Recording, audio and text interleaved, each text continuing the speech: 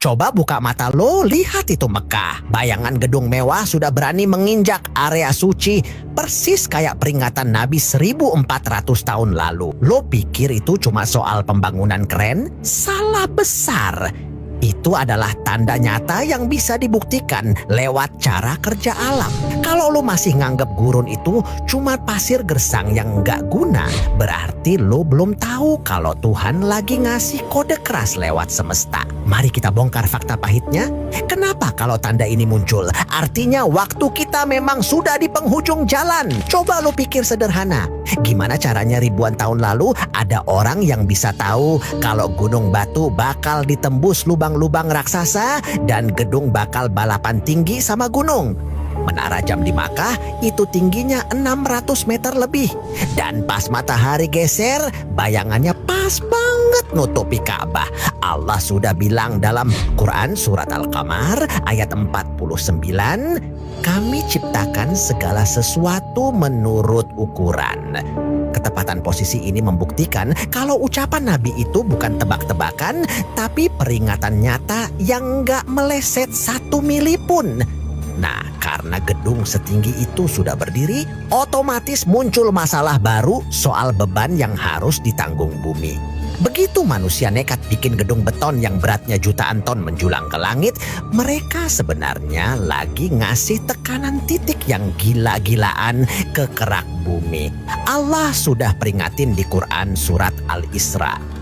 Ayat 37, lo nggak bakal bisa nembus bumi atau setinggi gunung. Tapi manusia sombong tetap maksa tancepin paku raksasa ini ke tanah. Semakin banyak beban vertikal yang dipaksa masuk ke satu koordinat, stabilitas tanah di bawahnya makin terancam.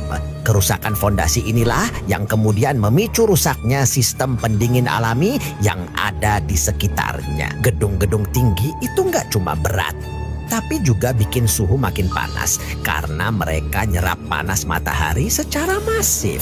Padahal Allah ciptain gurun pasir itu fungsinya kayak cermin raksasa buat memantulkan balik panas matahari keluar angkasa supaya bumi nggak gosong. Allah tegaskan di Quran surat Al-Mulk ayat 3, ciptaannya itu seimbang. Tapi sekarang gurun malah ditutup aspal dan beton yang sifatnya nyerap panas.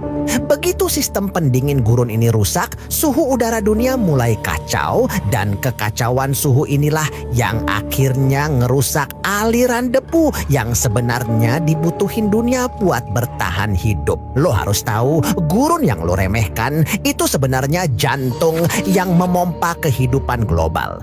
Contoh debu dari gurun Sahara ternyata itu terbang ribuan kilometer nyebrang samudra cuma buat jadi pupuk bagi hutan Amazon.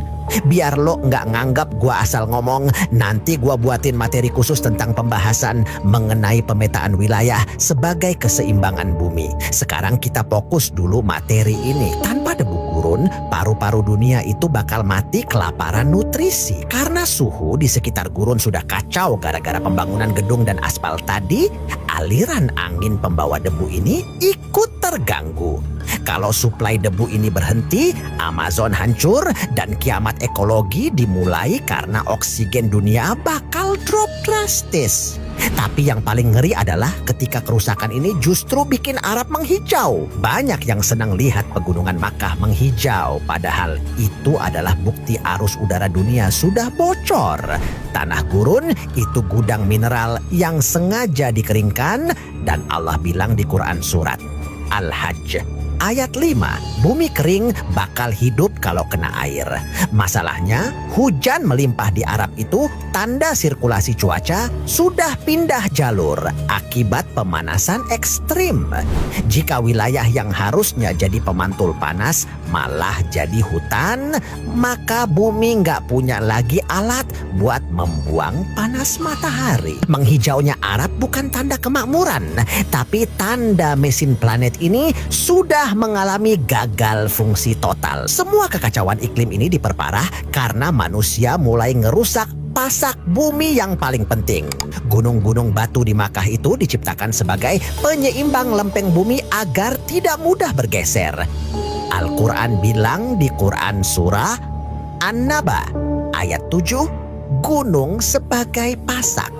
Tapi demi bikin terowongan dan fondasi gedung tinggi yang kita bahas tadi, gunung ini malah dilubangi dan dipangkas. Kalau pasaknya lo cabutin atau lo bolongin, stabilitas bumi bakal goyang. Jadi jangan heran kalau setelah Arab menghijau, bencana gempa bumi dahsyat bakal sering terjadi karena bumi sudah nggak punya penahan beban lagi. Jadi paham kan? Allah sudah kasih peringatan keras di Quran surat Ar-Rum ayat 41, kerusakan di darat dan laut itu gara-gara tangan manusia sendiri. Itu baru bicara fakta di Arab, ditambah Indonesia dan di negara-negara lain yang ternyata keadaannya hampir sama.